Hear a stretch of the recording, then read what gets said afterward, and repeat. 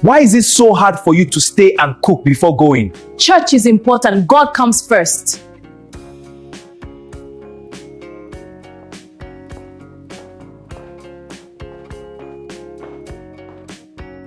Everyone in the church thought Ngozi was the most devoted Christian woman in the town.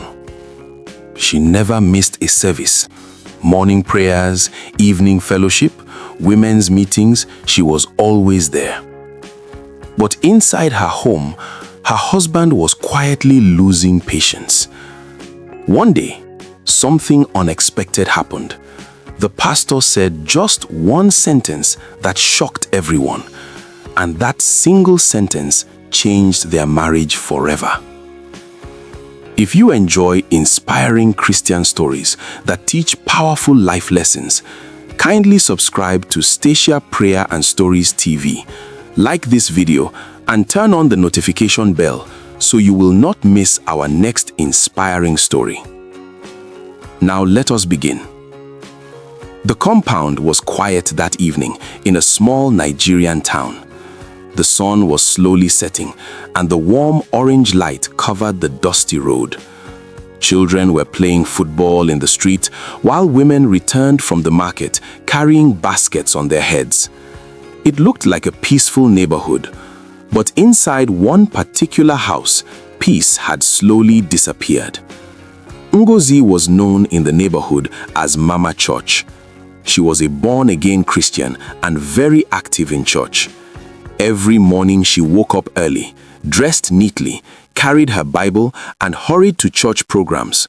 Morning devotion, women fellowship, prayer meetings, choir practice.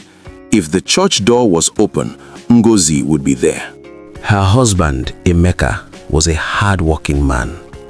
Every day he left home early to go to work and returned tired in the evening.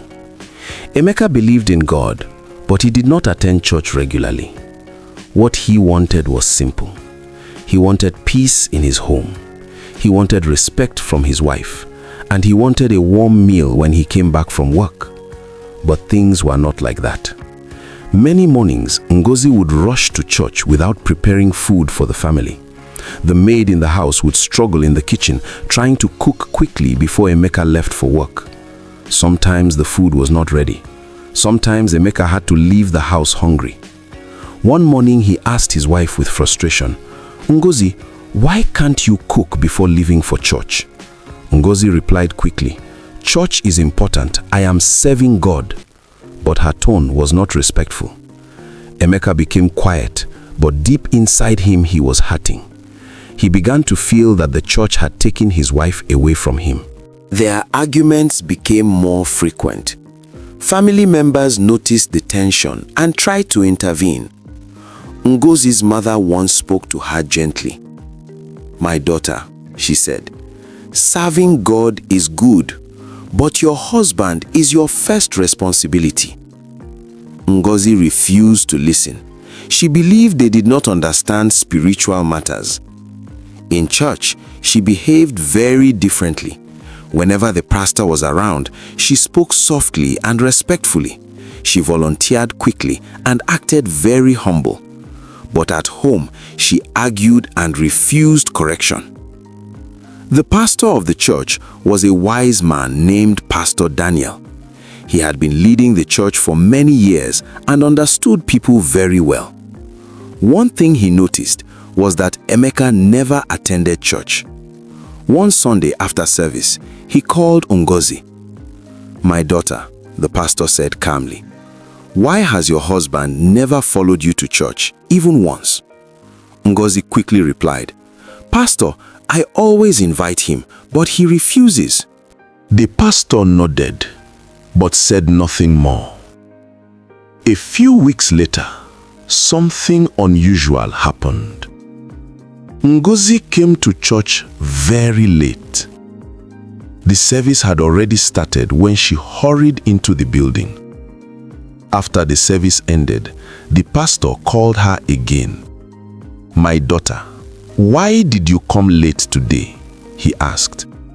Ngozi answered confidently, "My husband did not want me to come today." The pastor looked at her quietly. Then he said something that shocked her completely. "Go home and obey your husband." Ngozi could not believe what she heard.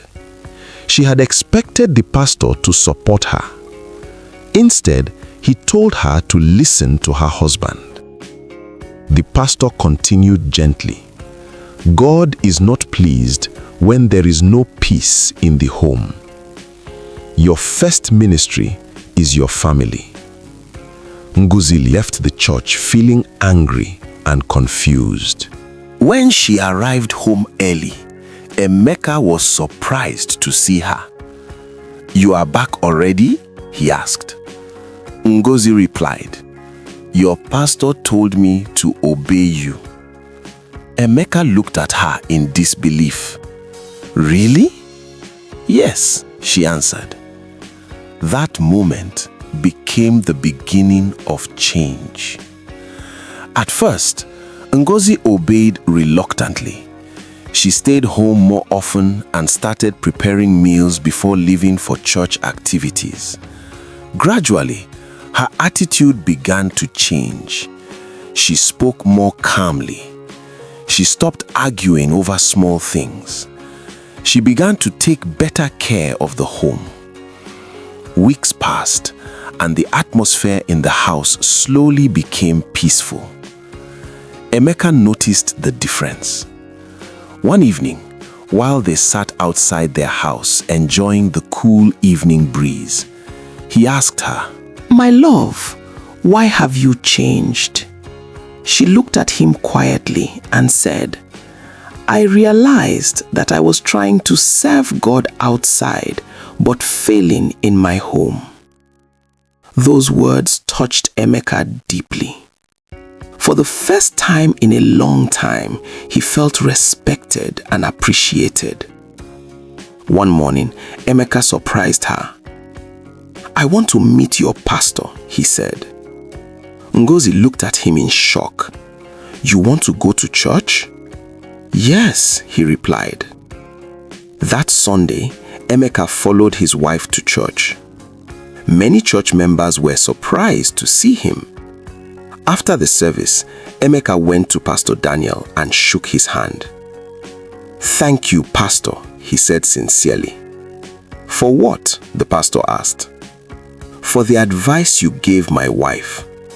That one sentence changed my home." From that day, Emeka started attending church regularly. Not because anyone forced him, But because he saw a real change in his wife, Ngozi also became sincere in her faith. She was no longer pretending in church while behaving differently at home. She became loving, respectful, and humble. Peace returned to their family. Their home became a place of joy again, and together they served God happily. Lessons from this story. Serving God begins at home. Faith is not only shown in church activities, but also in our character. Respect and humility can heal a broken relationship. Sometimes one wise word can transform an entire family. If this story blessed you, please share it with someone who needs encouragement today. Let us know in the comments what lesson touched your heart the most. Subscribe to Stacia Prayer and Stories TV. Like this video and turn on the notification bell so you will not miss our next inspiring story.